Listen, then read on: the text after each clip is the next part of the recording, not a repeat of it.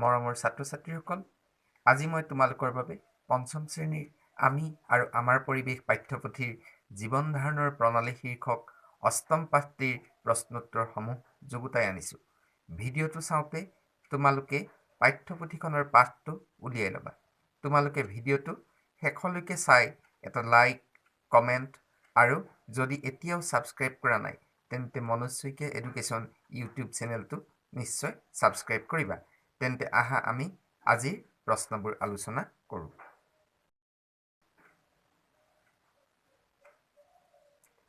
আমি সকলোৱে ঘৰতে থাকোঁ। আমাৰ প্ৰত্যেকৰে একোখন ঘৰ আছে। আমি গাঁও পাতি বা চহৰত সমাজ পাতি বাস কৰোঁ। তোমালোকৰ বাৰু মনলৈ এনে এটা প্ৰশ্ন নাহেনে যে কেতিয়াৰ পৰা মানুহে খেতি বাতি কৰি স্থায়ীভাৱে বসবাস কৰিবলৈ লৈছিল? আমাৰ সকলোৰে মনত এই প্ৰশ্ন হোৱাটো স্বাভাৱিক। এসময়ত এটা হ্ৰদৰ পাৰত পানীক নামৰ এটা দলে বাস কৰিছিল। সেই দলটোত পুৰুষ, মহিলা আৰু ল'ৰা-ছোৱালী মিলি প্ৰায় ২৫জনমান মানুহ আছিল। সেই সময়ত তেওঁলোকে আমি পিন্ধাৰ দৰে কাপোৰ-কানি নিপিন্ধিছিল।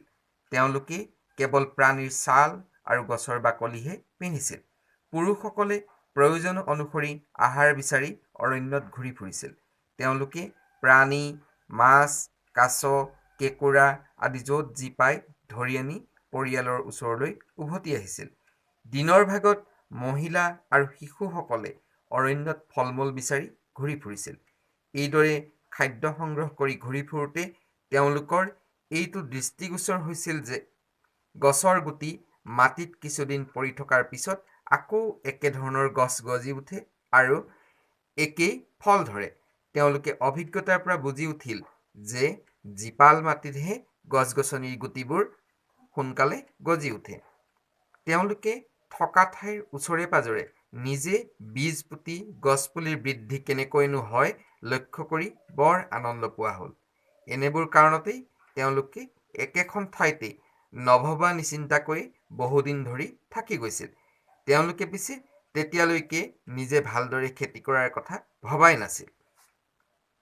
পিছে সদায় দিনবোৰতো একেদৰে নাযায়। এদিন কেকয় নামৰ অন্য এটা শক্তিশালী দল আহি পানীকসকলক খেদি পঠিয়ালে।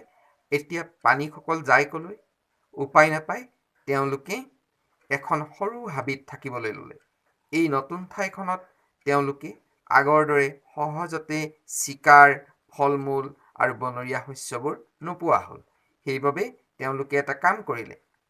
তেওঁলোকে খাবলৈ অনা শস্যৰ বীজ কিছুমান নদীকাষৰীয়া এডোখৰ জীপাল মাটিত ছটিয়াই দি গজাবলৈ চেষ্টা কৰিলে। কিন্তু হ'ব কি? চৰাই-চিৰিকটিয়ে সেই বীজবোৰো খাই পেলালে। সেয়েহে তেওঁলোকে এটা বুদ্ধি উলিয়াই চৰাই-চিৰিকটিয়ে খাব নোৱাৰাকৈ বীজবোৰ মাটি খান্দি পুতি থ'লে। কিন্তু মাটিখিনি দ হোৱাৰ বাবে নদীৰ পানীয়ে গজালি ওলোৱা বীজবোৰ নষ্ট কৰি পেলালে। তেতিয়া পানীক দলটোৱে হাবিৰ পানী নুঠা নিৰাপদ ঠাই এডোখৰ বাছি ল'লে। তেওঁলোকে শিলেৰে নিৰ্মিত কোঠাৰ, জোঙা লাঠি আদিৰে মাটিবোৰ চহাই কোমল কৰি খেতিৰ বাবে উপযোগী কৰি ল'লে। সেই মাটিত গুটি সিঁচি তেওঁলোকে খেতি কৰিবলৈ আৰম্ভ কৰিলে। এইদৰেই কৃষিৰ আৰম্ভ হ'ল আৰু তেওঁলোকে খেতি কৰা ঠাইৰ ওচৰে-পাজৰে স্থায়ীভাৱে থাকিবলৈ ল'লে। আৰু এনেদৰেই মানুহে স্থায়ীভাৱে বসবাস কৰিবলৈ আৰম্ভ কৰিলে। এতিয়া আমি অনুশীলনীত দিয়া প্ৰশ্নবোৰ আলোচনা কৰোঁ।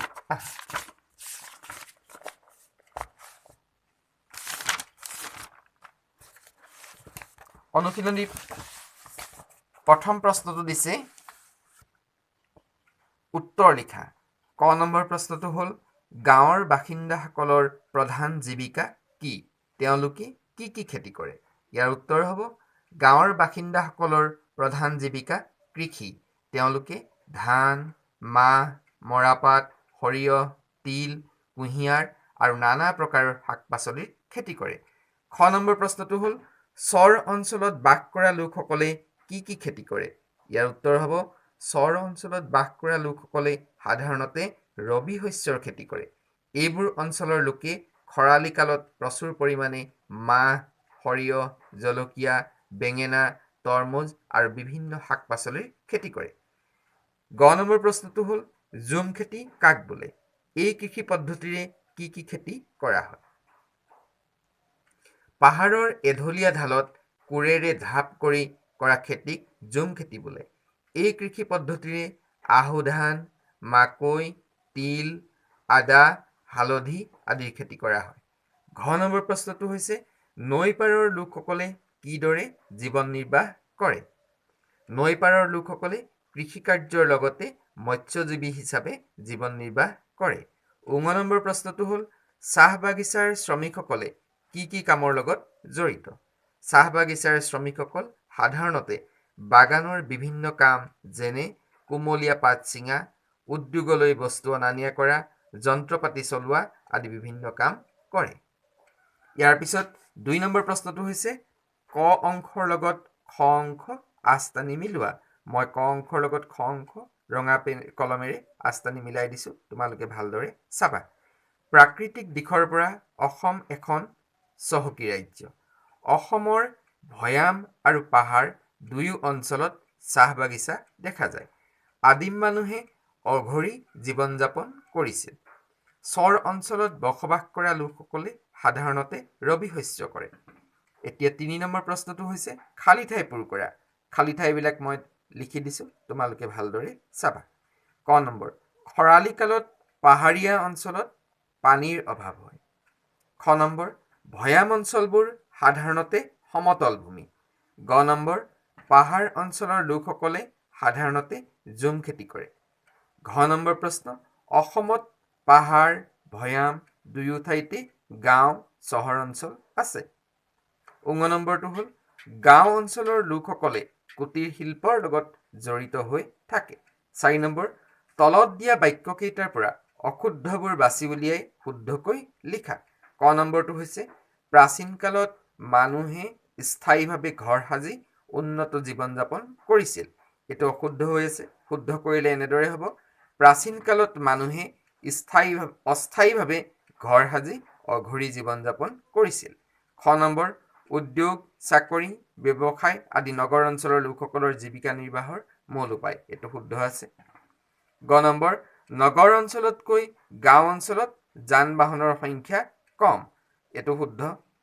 ঘ নম্বৰ কৃষি কৰ্মৰ বাহিৰেও গাঁও অঞ্চলৰ কিছু লোকে চাকৰিজীৱী হিচাপে জীৱিকা নিৰ্বাহ কৰে। এইটো বাক্যও শুদ্ধ হৈ আছে। ঙ নম্বৰ চৰ অঞ্চলত বসবাস কৰা লোকসকলে সাধাৰণতে ৰবি শস্য কৰে। এইটো শুদ্ধ হৈ আছে। ইয়াৰ পিছত ৫ নম্বৰ প্ৰশ্নটো হৈছে জুইৰ আৱিষ্কাৰ কেনেদৰে হৈছিল? ইয়াৰ উত্তৰটো হ'ব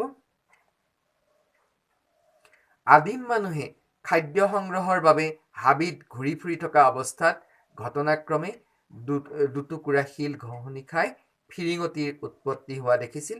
সেই ফিৰিঙতিয়ে শুকান ডালপাতত সংস্পৰ্শলৈ আহি জুইৰ সৃষ্টি কৰিছিল। এনেদৰেই জুইৰ আৱিষ্কাৰ হৈছিল। ৬ নম্বৰ প্ৰশ্নটো হ'ল আদিম কালৰ মানুহে কি কি কামৰ বাবে শিলৰ সঁজুলি ব্যৱহাৰ কৰিছিল?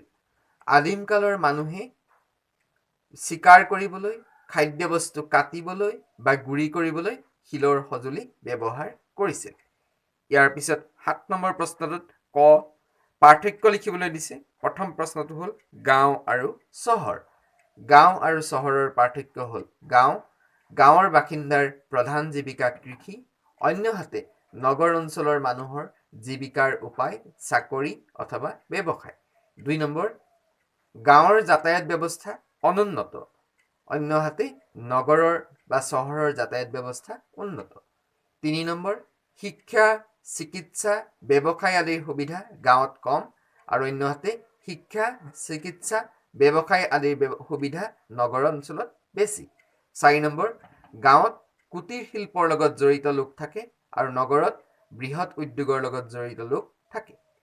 ৫ নম্বৰ গাঁৱত চৰকাৰী বেচৰকাৰী কাৰ্যালয়সমূহ নাথাকে আৰু অন্যহাতে নগৰত সকলো চৰকাৰী বা বেচৰকাৰী কাৰ্যালয় থাকে। ইয়াৰ পিছৰ প্ৰশ্নটো হ'ল ভৈয়াম আৰু পাহাৰৰ মাজৰ পাৰ্থক্য। ভৈয়াম আৰু পাহাৰৰ মাজৰ পাৰ্থক্য হ'ল ১ নম্বৰ ভৈয়াম অঞ্চলবোৰ সমতল ভূমি, অন্যহাতে পাহাৰীয়া অঞ্চলবোৰ ওখ চাপৰ। ২ নম্বৰ সমতল ভূমিত সকলো খেতি ভাল হয়, অন্যহাতে পাহাৰীয়া অঞ্চলত জুম খেতিহে কৰা হয়। 3 নম্বৰ, ভৈয়ামৰ যাতায়াত ব্যৱস্থা সুচল আৰু অন্যহাতে পাহাৰৰ যাতায়াত ব্যৱস্থা সুচল নহয়।